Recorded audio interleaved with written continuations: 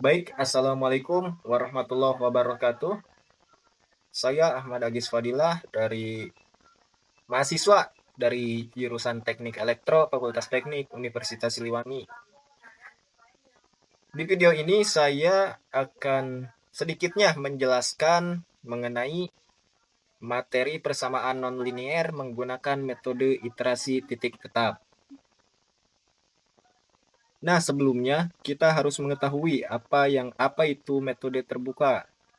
Metode terbuka merupakan teknik numerik untuk mencari akar persamaan nonlinier menggunakan satu atau dua tebakan awal tanpa perlu mengurung akar dalam rentang tertentu.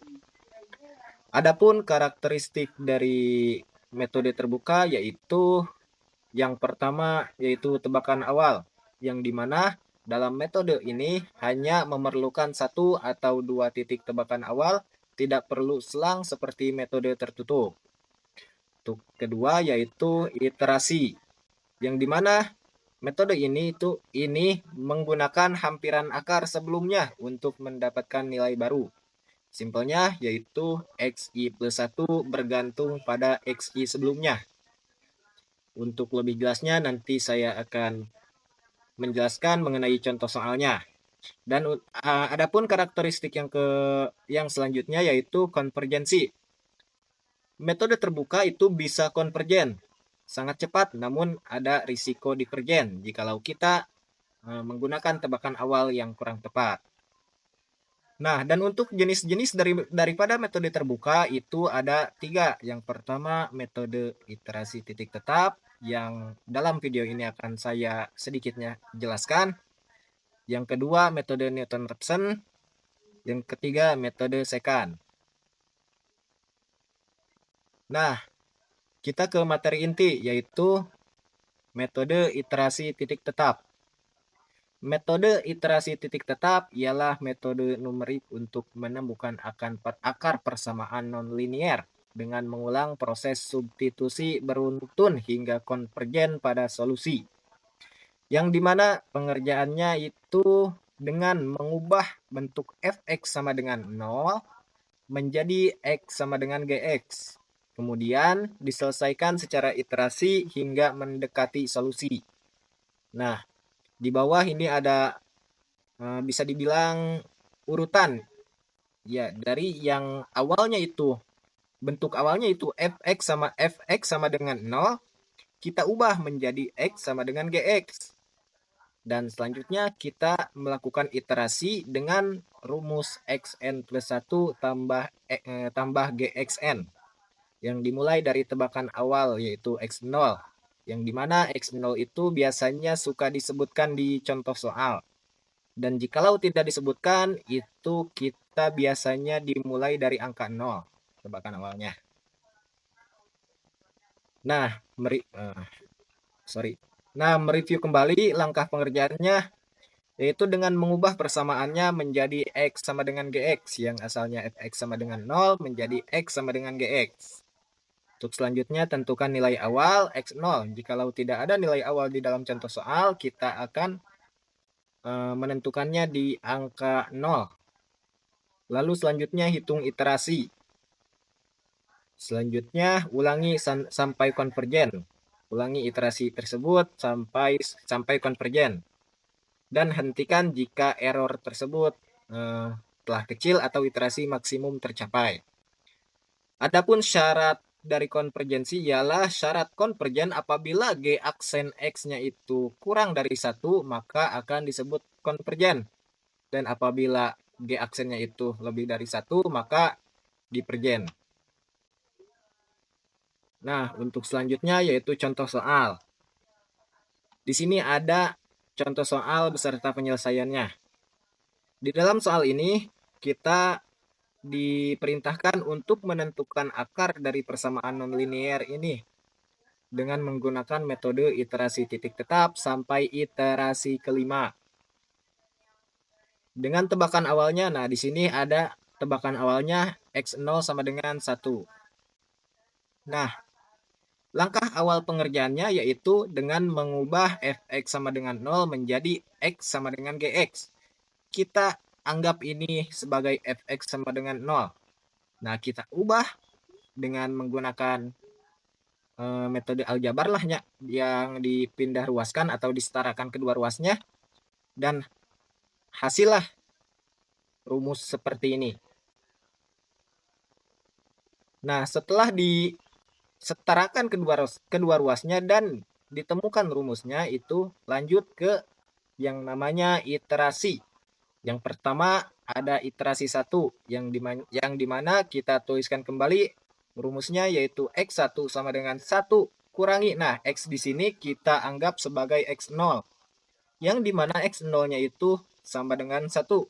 Kita substitusikan ke X ini dan didapatlah hasilnya 0. Lanjut ke iterasi 2, X2 sama dengan 1 kurangi. Nah, X di sini itu bergantung pada XI sebelumnya tadi kan, pada langkah pengerjaannya. Nilai X sebelumnya itu adalah 0. Kita substitusikan ke nilai X iterasi 2. Maka akan didapatkan 1 kurangi 0 pangkat 3 per 3 sama dengan 0,3333. Untuk selanjutnya yaitu ada iterasi 3 sama dengan 1 kurangi, kita substitusikan nilai X2 ini ke nilai X iterasi 3. Dan kita dapatkan 0,3210. Untuk selanjutnya sama aja, kita substitusikan nilai yang sebelumnya ke nilai X iterasi 4. Dan didapatkan 0,3223. Untuk iterasi 5, sama saja kita substitusikan nilai iterasi 4 ke nilai X iterasi 5 dan kita dapatkan 0,3222. Nah, seperti itu. Karena di dalam contoh soalnya ini cuma sampai iterasi kelima, maka pengerjaan sampai iterasi kelima kita sudah cukup. Dan dalam contoh soalnya juga, di dalam soalnya juga tidak ada yang namanya galat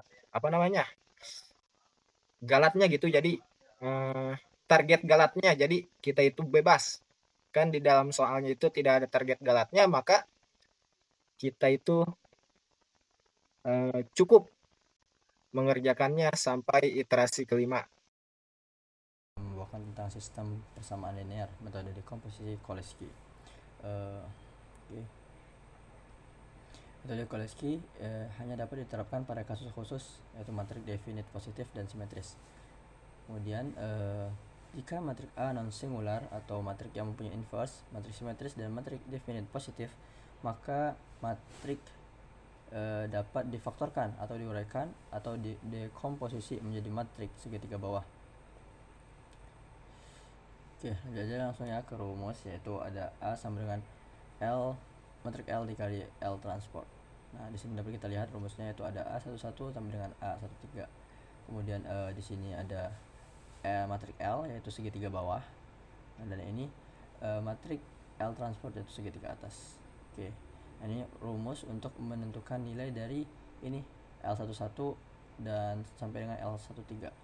Nah, ini digunakan untuk menentukan yang non diagonal seperti L21, L31 dan L32. Kemudian yang rumus ini, yang LKK ini yang ada akarnya, itu untuk menentukan yang diagonal L11 sampai dengan L33.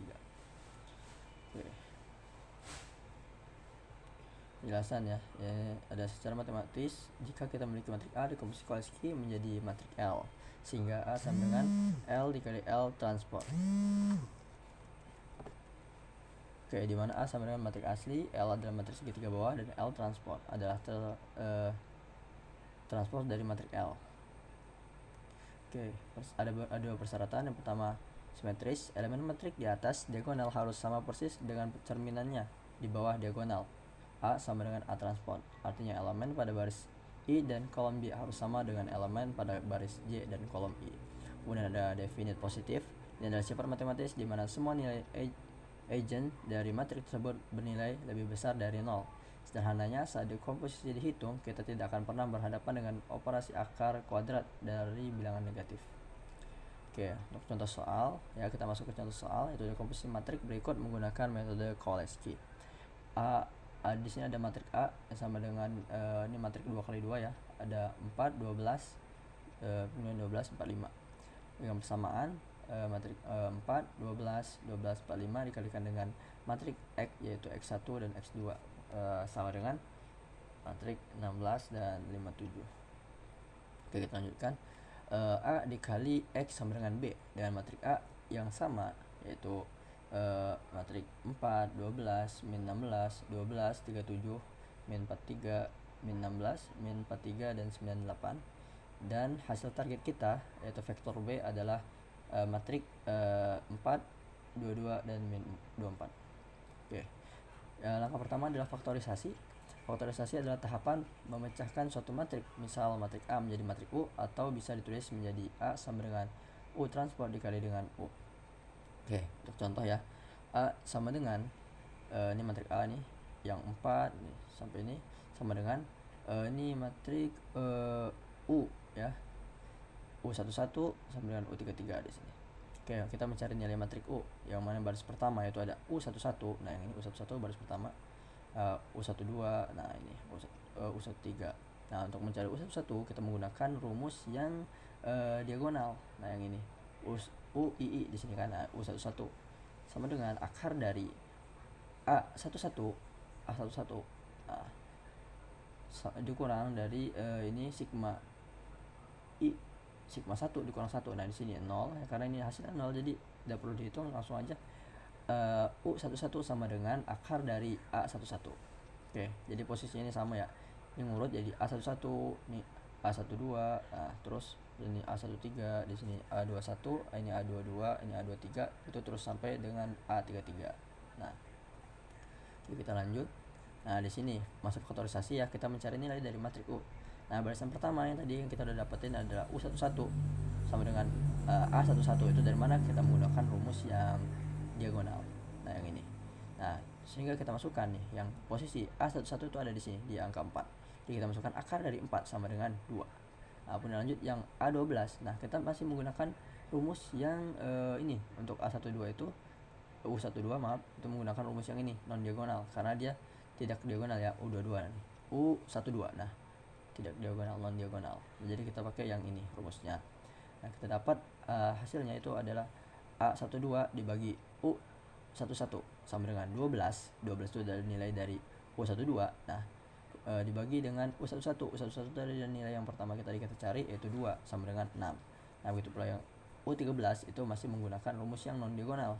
Jadi kita dapatkan adalah A13 dibagi U11 sama dengan 16, min 16 dibagi 2 sama dengan min 8. Nah, untuk baris kedua nih, baris kedua yang 12, 37, dan min 43. Nah, atau yang ini, yang U22, U23. Nah, yang untuk 0, nilai 0 itu tidak perlu kita cari. Kemudian kita masuk ke U22. U22 itu dia berada di diagonal, sehingga kita menggunakan rumus yang diagonal.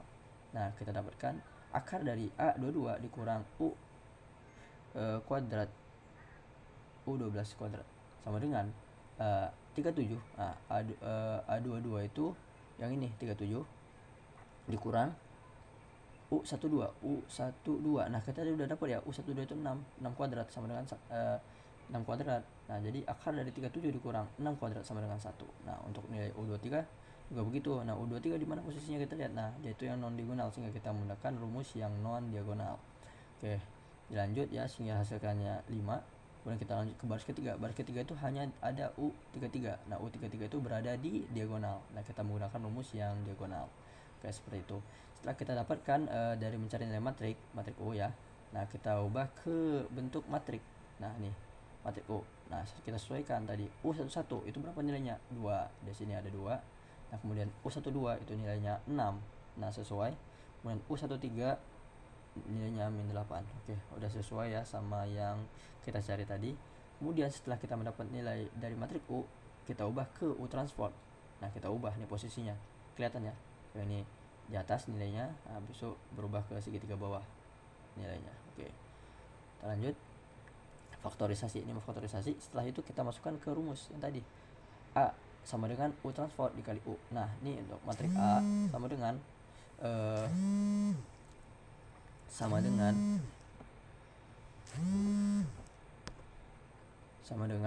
ini yang untuk matrik U transport dan ini matrik U. Oke.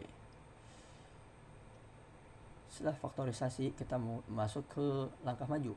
Nah, itu adalah U transport dikali Y sama dengan B. Nah, ini untuk matrik U transport dikali Y. Nih, Y sama dengan nih, B itu masuk tadi yang faktor yang kita tuju. Nah, untuk baris pertama nih, yang 2 0 0 kita kalikan dengan yang matrik Y sehingga kita dapatkan hasilnya itu 2.